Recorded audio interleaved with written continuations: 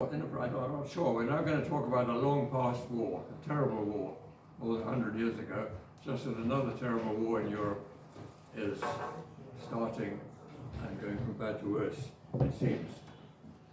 A couple of disclaimers. I'm going to talk about the Royal Navy, obviously. I don't have to tell you that that means the British Royal Navy, or the Royal British Navy. It calls itself the Royal Navy, as you know, and gets away with it somehow. Second disclaimer, a little bit of history here and there. I'm not a historian, and nor have I really studied the period properly. I will tell you what I believe to be the truth, or what I believe to be true. If you would like to argue about it afterwards, please do.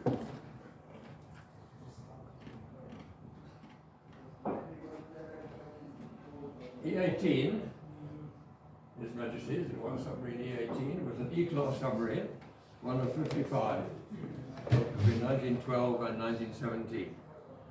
Just that fact says something for British industry at the time, doesn't it? What else was going on? She had a very short lifetime, entered service in May 1915, and she was lost from all hands, 33 men on board. On the 2nd of June is now the agreed date in the Baltic, off an island off Estonia. And the wreck was found in October 2009. What's so special about this submarine?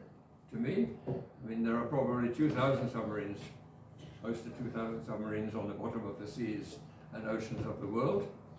Well, I will tell you, of course. This is a summary of the ship's company. I've got all the names, but they'll make it slightly busy. The captain was Lieutenant Commander Robert Crosby Hallahan, and there were two other officers, First Lieutenant and a Sub-Lieutenant. 27 ratings of various ranks and branches. There were also 3 from the, as was then, the Imperial Russian Navy. 1 officer and 2 communicators. And it will become apparent why they were there. 33. And I point out that not on board was Signalman Albert Edward Robinson. He wasn't on board because he had appendicitis, and he came off just before the last patrol. And why his role in my story will become apparent. Robert Crosby Hallahan, that is he. Remarkable young man, it seems. 31 when he died. For example, before the war, 1912, he became a pilot in his own free time. He got one of the very first, what was the equivalent of a private pilot's license, Aero Club certificate at the time. He was married when he died, and he had 2 children. One of them was an 8-year-old son who was known as Peter Hallahan, and he grew up and he married my father's sister. Some of you will remember my dad. My father had a sister called Jean, lovely, lovely lady, and Uncle Peter and Auntie Jean were part of my life when I was young, as they are. I didn't know Uncle Peter's father until much later. I became a submariner myself, but that is my personal connection, and that is why it is so interesting. Something that does a word or two about E-class submarines very basically. There's some technical detail. Interesting, their design depth in those days 30 meters, 100 feet. And they could survive for about twice that. And again. And yeah, that's about it. And this is a drawing out. You can see it's more a sketch than a general arrangement drawing, but it's got all the good stuff. Batteries and diesel engines and motors. But what it hasn't got, if you look at it, is any accommodation. There's nothing marked there about where people go, let alone where the sanitary arrangements and beds and things like that. I mentioned that, but I'm going to come to plays a part in the story as well. John, I'm sure you like these wireless masts.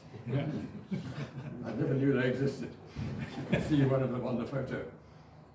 And clearly they could communicate from live somewhere with those.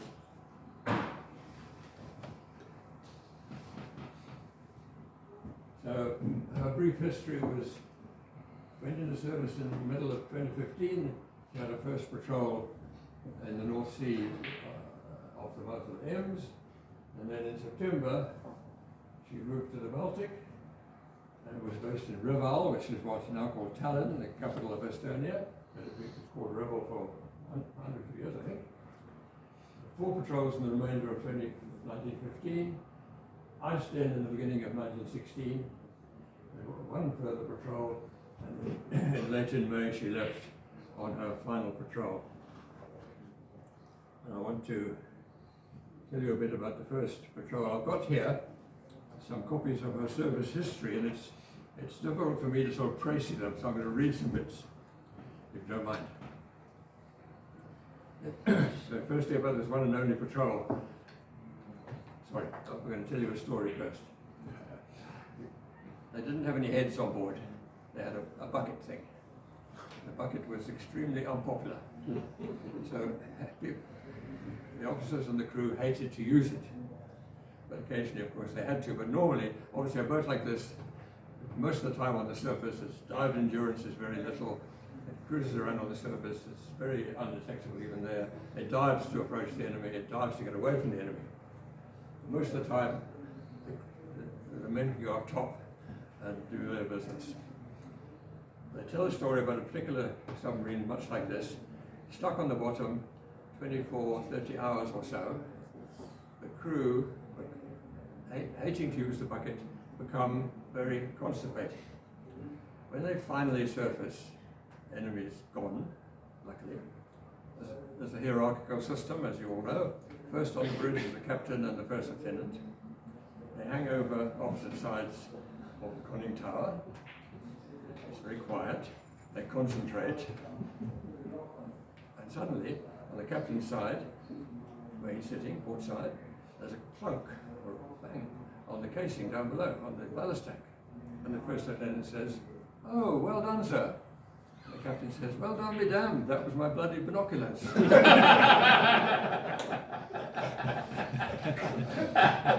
Anyway, relevant to that, I'll read the story of our first patrol, one and only patrol prior to leaving for the Baltic. Put into the July, she was at the mouth of the Ems, deep in enemy waters. Hallahan brought E18 to the surface, and she preferred the sea to using the toilet arrangements on board.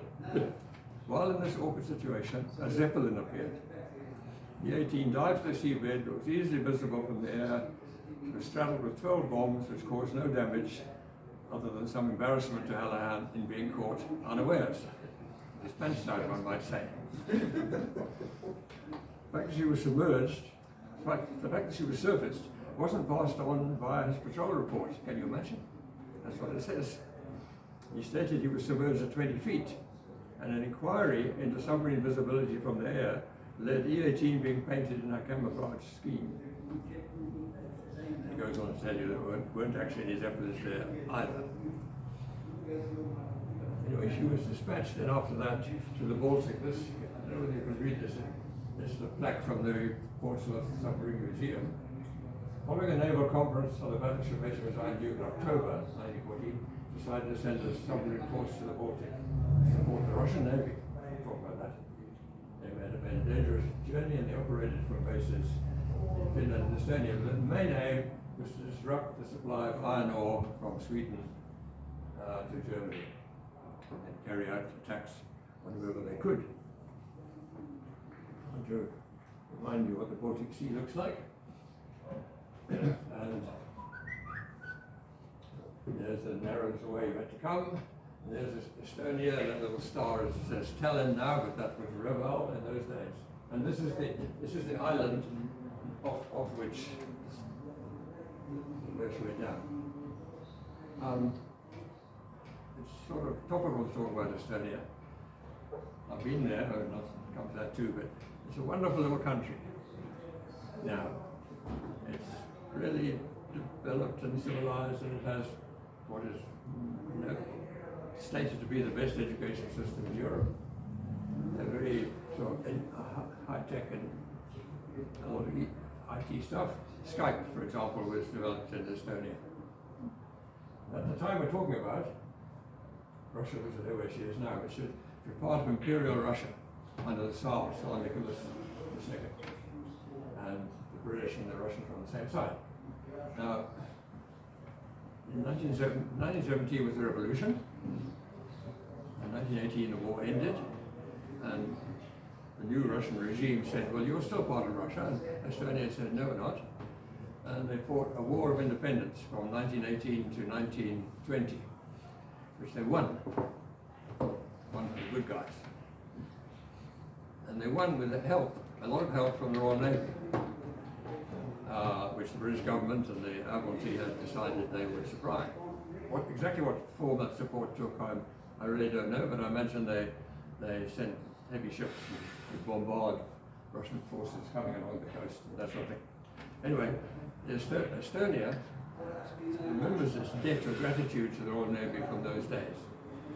And you'll see later in what form that they still remember it to this day. The help the RN gave them during that War of Independence.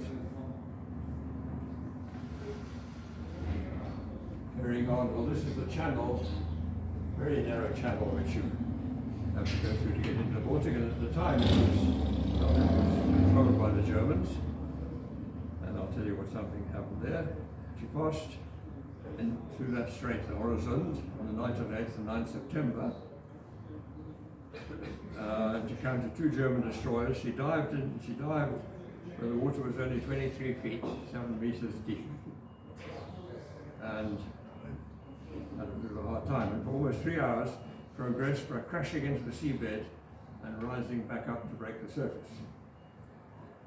After several hours resting in deep water, she surfaced in the morning, only to be fired upon by the cruiser Amazon. Once again, she dived to the bottom. The German cruiser and attending destroyers began crisscrossing over E18, knowing her batteries would be very low. She had to remain in the bottom until the German ships, which were not then equipped with depth charges, left the area.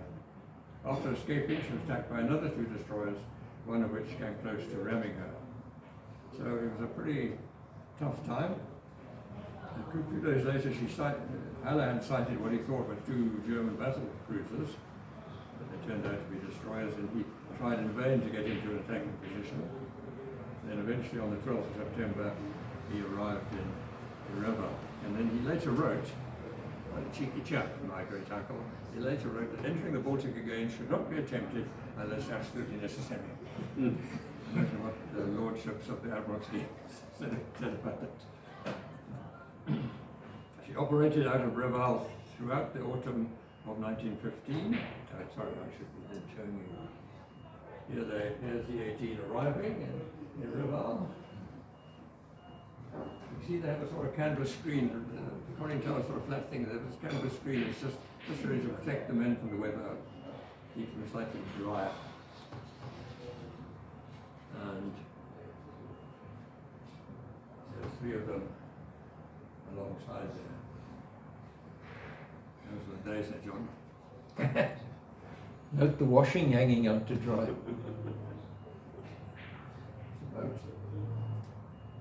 The middle boat's got looks like a jersey and trousers hanging up to dry. Please don't ask me questions like that. Anyway, that's right. She left for a 5th patrol. No, sorry. Now we're talking about her patrols in the Baltic towards the second half of 1915.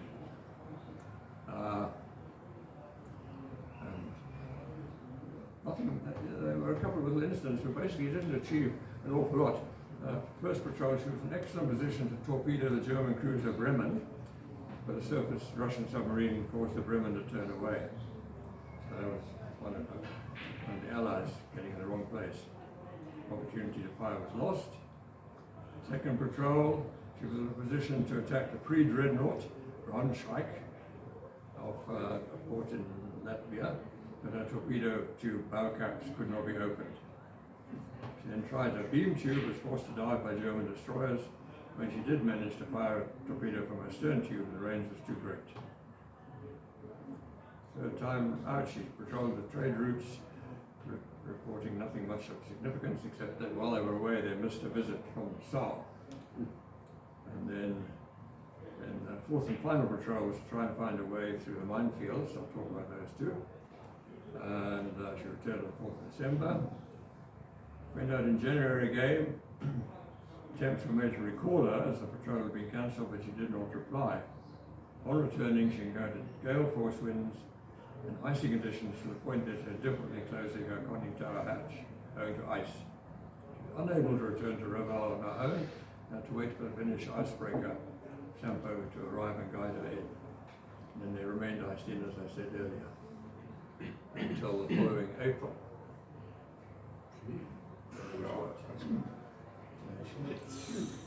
It looks like not a lot of fun. Then she resumed patrols on the 28th of April. And the aim apparently was to show their presence to the Germans. Returned, and she ran aground on returning and had to be towed off. And then late May she sailed on her final patrol. And there's a picture of the three officers that I mentioned earlier on top. Pretty much the day of sailing, really the last picture of those poor chaps.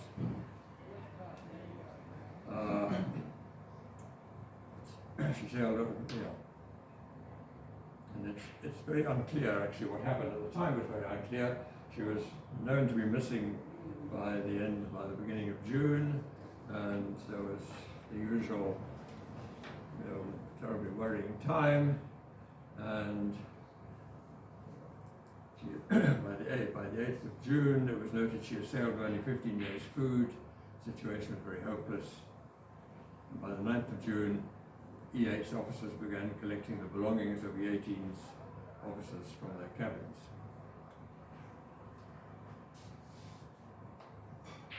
So she was gone, and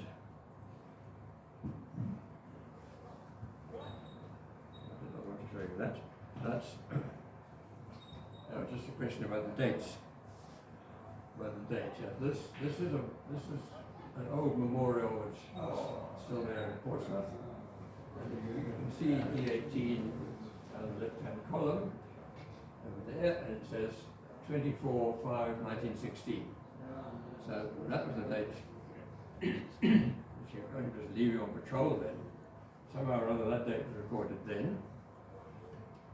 But the dates you find in the War Graves Commission, things like that, is the 11th of June.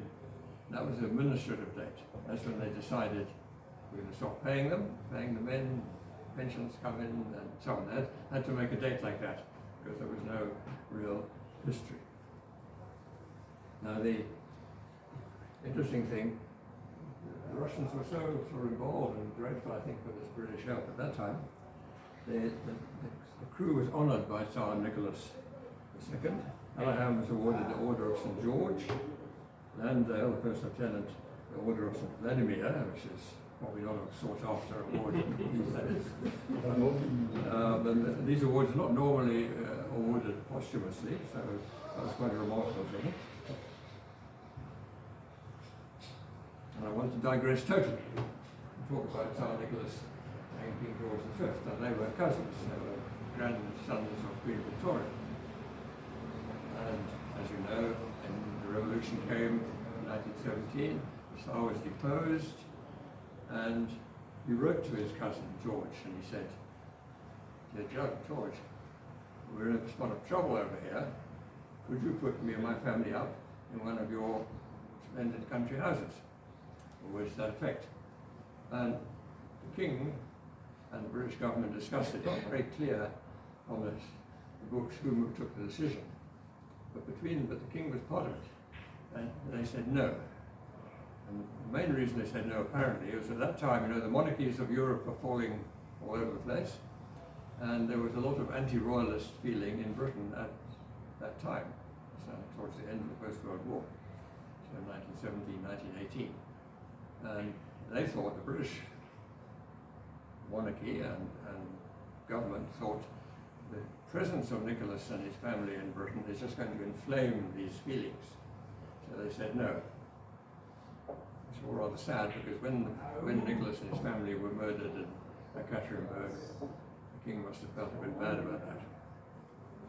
But it's an interesting bit of history, I think. Okay, then we talk about the date. So, right. Locating the wreck. This is another quite interesting story. Do you remember Sigelman Robinson, who had appendicitis? He had a great grandson called Darren Brown, an engineer with Qantas in Australia. And Darren was, for some reason, absolutely fascinated by the story. Well, I can imagine this Robinson was probably dined out on the story of not sinking with the E18. So he was sort of probably famous. Anyway, Darren was fascinated by all this. This is Darren talking to my cousin. And what he did, he gathered, because by then everything was available. From the RN side, he gathered the logbooks and the charts, whatever information he could. He had a terrific amount of information about this last patrol or where she'd been. But he said, I haven't got the whole picture.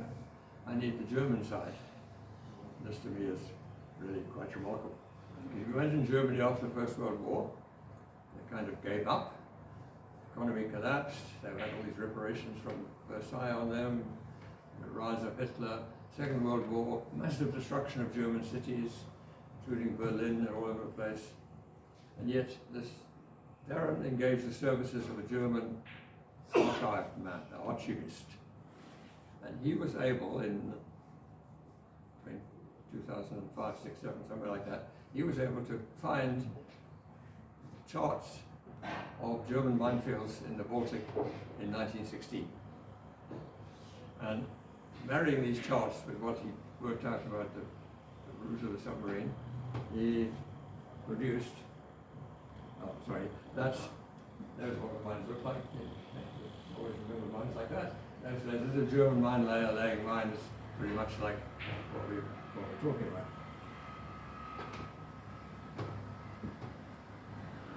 I know this is not very clear, but it shows a whole lot of tracks, and these blue lines are German minefields at the time. And they'd only been there between 24 and 48 hours, some of them apparently. For example, German mine barrier E, said at 3 meters below the surface, E19 went over her. So these mines, you probably know, they were moored with chains and blocks to the back of them and set at a certain height for different ships. And this is, he says, 2nd of June 1916, E18 strays off course and strikes the mine. This is now Darren, sitting in Australia, collating all this information. He says, X marks the spot. Brilliant work. So what next? Finding the wreck. There's a Swedish company called MMT. Big underwater company. They do exploration stuff and research and all kinds of things. But they have an archaeological division, and they make a business out of finding wrecks in the Baltic. And they make a business out of it because they can produce documentary films about these wrecks and the history of them and all sorts of things. So it's a viable kind of business, they say.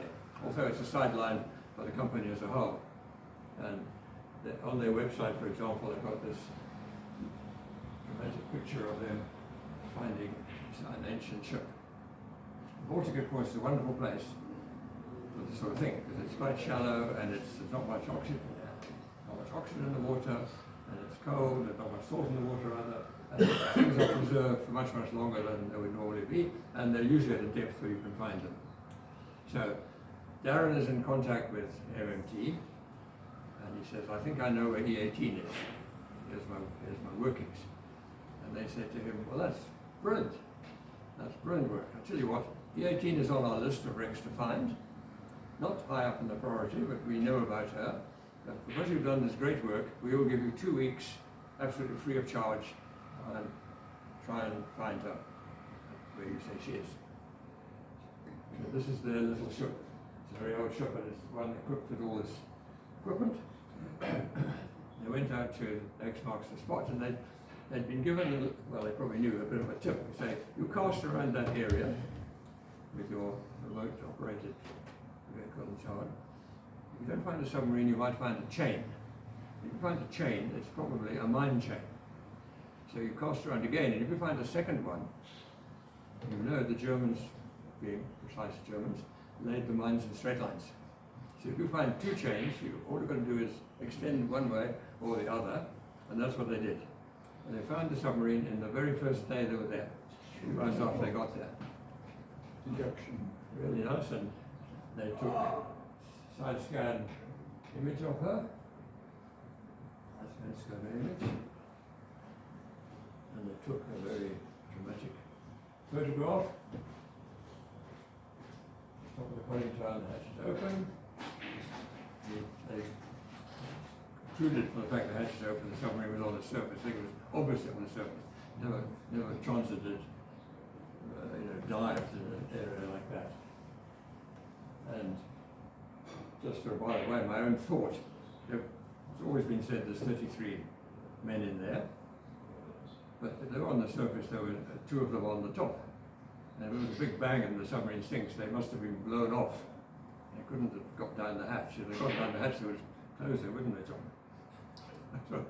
So almost certainly, I would guess, almost certainly 2 of them are not in there, but their bodies were obviously never found and never recorded.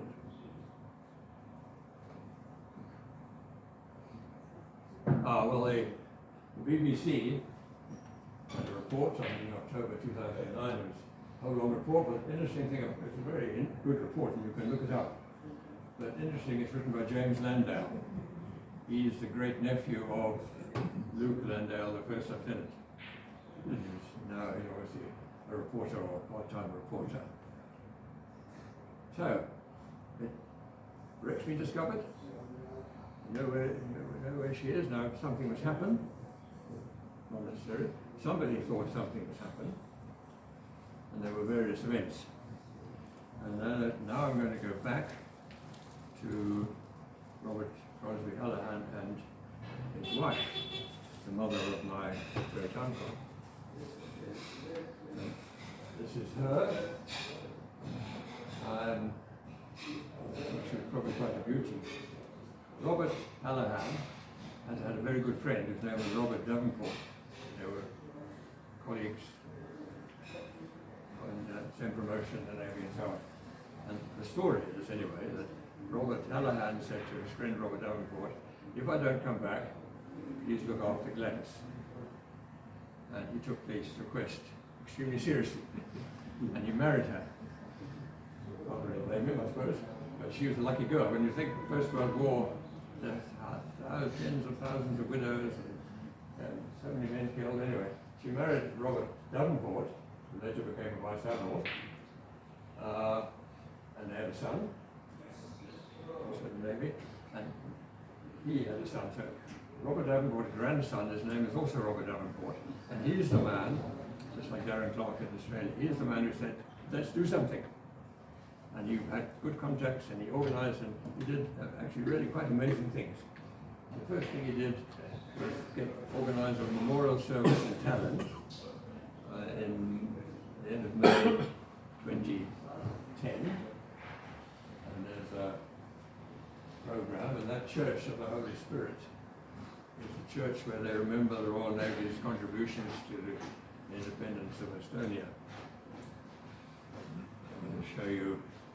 That's what the church looks like inside.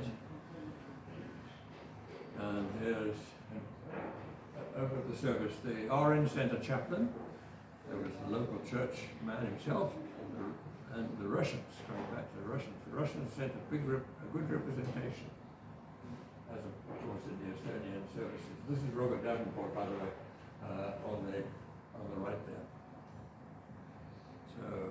And behind him, you'll see, I'll show you that again now, you'll see permanently up there is a RN ensign and plaques. And those 3 and 4 groups have been there a long time. And the single one on the left is the one for E18, which was how part of this memorial service was unveiling this plaque with all the names. So that was one terrific memorial thing, and my wife and I were there, really, obviously a very good time.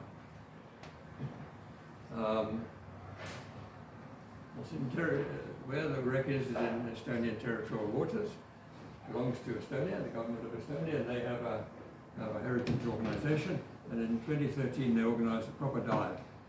And I'll show you a few pictures. This sort of thing. See what condition she's in really, and diving planes, bits and pieces. Conning tower, as it was called then, fallen, broken off, fallen on its side. Bits and pieces there like that. So there she is. Sorry. Things, don't ask me what those bits are, but you can see. Let me get it right there. The next thing that happened there was, when we were there in 2010, we said we must all come back in 2016, centenary, we'll go out in a boat and we'll show a wreath over the spot. But that all became too complicated, so there was a centenary service in the Naval Church in Portsmouth, Nelson's Church, as they call it. You must know it well. That's the church. There's the church. There's the wreath laying party. Estonian military attaché man, Russian. Just the other day we were talking friendly to Russians, and the local submarine captain, and Robert Davenport on the far side. So wreaths were laid, and it was all very good. And then later on, 2018, Robert was invited to this thing. They have an annual, I think, memorial service for submariners in St. Petersburg. And it's all quite moving, and there's a massive retired submariners association there, and they all turn out in uniform. In the background there you see this is the memorial, submarine memorial in St. Petersburg. And what they did, and that's really quite a great honour, is they put a plaque up for E18. That was why Robert was invited to that. And it's along there. I'll show you the detail. There's the plaque about Robert Hallahan. And I mean, all of that just sort of shows the brotherhood of submariners, or naval people in general, but submariners in particular. We live a certain kind of life which like the elements, and we share so much in common. Which makes the current war so much more tragic. Is it a war grave where the submarine is? That was an interesting question, because in 2010 when it was discussed, the war graves people said, yes, of course she should be a war grave, but you'll have to tell us where she is. And the people who knew where she was said, well, actually we don't really want to do that, because it's quite shallow, and if you tell people where she is, they'll have souvenir hunting divers down there and so on. So there was a bit of a discussion, but in the end, this is in 2012 they issued a new order in terms of Protection of Military Remains Act, and in it is E18, but not the location is not given. And then there's also, you probably all know about the Commonwealth War Graves Commission, that's the organisation, and you can look up anybody there. Here is Robert Crosby Hallahan's sheet. It tells you, and there you see, died on 11th of June 1916. That's when the minister was died away. It tells you he's the husband of Madison. And to finish, now, when I talked a little bit about the patrols that Hallahan had done on E18, he didn't come out of it terribly well. Maybe didn't achieve maybe a lot. And he misrepresented what happened when he was caught on the surface, and eventually lost his submarine. Can't do anything worse than that. But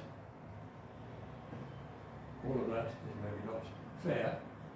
And this is an extract from a book written by a colleague of his, a younger colleague who served under him but left.